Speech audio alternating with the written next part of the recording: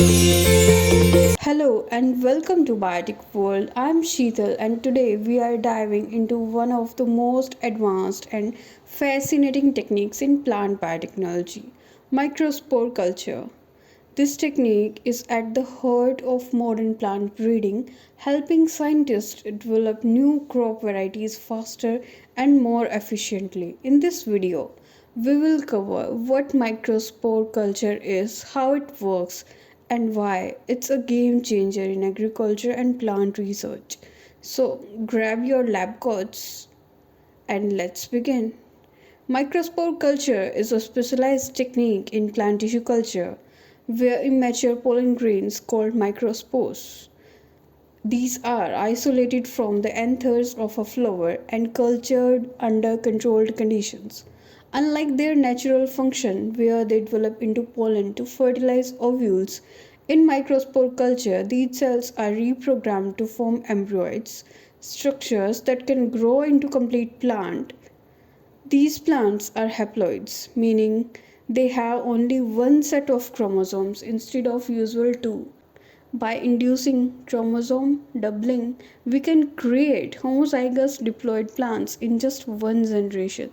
This makes microspore culture a valuable tool for speeding up plant breeding programs, especially for crops like wheat, barley, rice, and maize.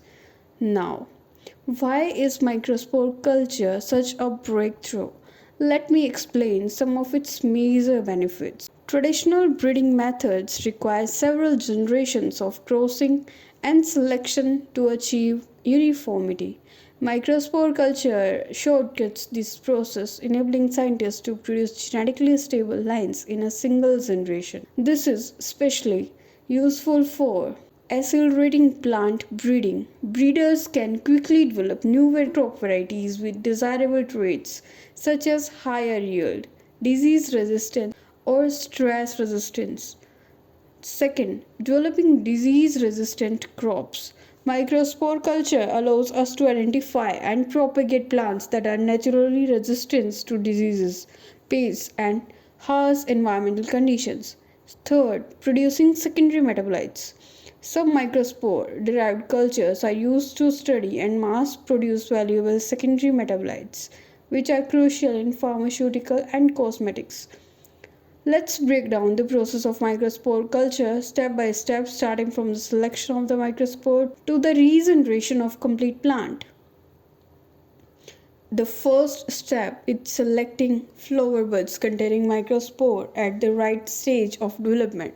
Usually in the late uninucleate or early bicellular stage, these buds are surface sterilized to ensure a contamination free process. Next, the anthers are carefully dissected to release the microspores. This is done by crushing the anthers in a nutrient solution, followed by filtration to separate the microspore from debris and other issues. The isolated microspores are placed in a liquid or semi-solid culture medium enriched with nutrients and growth regulators like auxin and cytokines.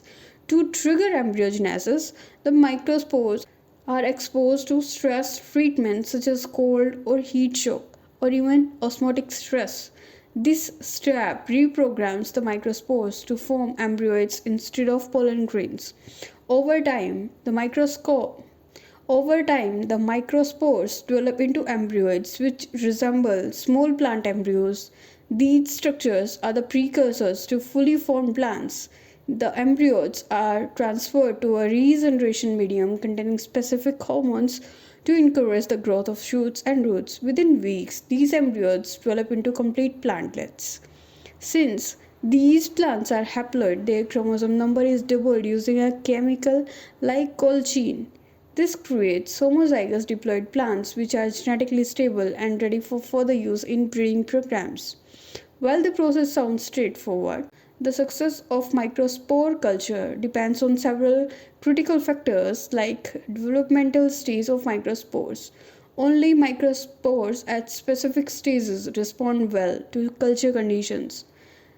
Second, the stress treatments. Cold shock or heat treatments are often necessary to switch the microspores from their normal pollen pathway to embryogenesis. Third, genotype of the plant. Some plant varieties are naturally more responsive to microspore culture, requiring careful selection of donor plants. Fourth is the composition of culture media. Nutrient balance, pH, and the presence of specific growth hormones greatly influence embryoid formation. Microspore culture has a wide range of applications in agriculture, biotechnology, and conservation. These includes developing hybrid varieties. It's a cornerstone of hybrid seed production, allowing breeders to create uniform, high-performing crop. Next, studying genetic trait. Haploid plants are perfect for studying gene expression, mutations, and trait inheritance. Next, conserving endangered plants. Rare or endangered plant species can be propagated efficiently using microspore culture. And that's everything you need to know about microspore culture, from its role in speeding up plant breeding to its application in genetic research. This technique has changed the way we approach agriculture and biotechnology. If you found this video helpful, give it a thumbs up and subscribe to Biotic World for more in-depth content in plant sciences. Let me know in the comment if there is a specific technique or topic you do like me to cover next. Until then,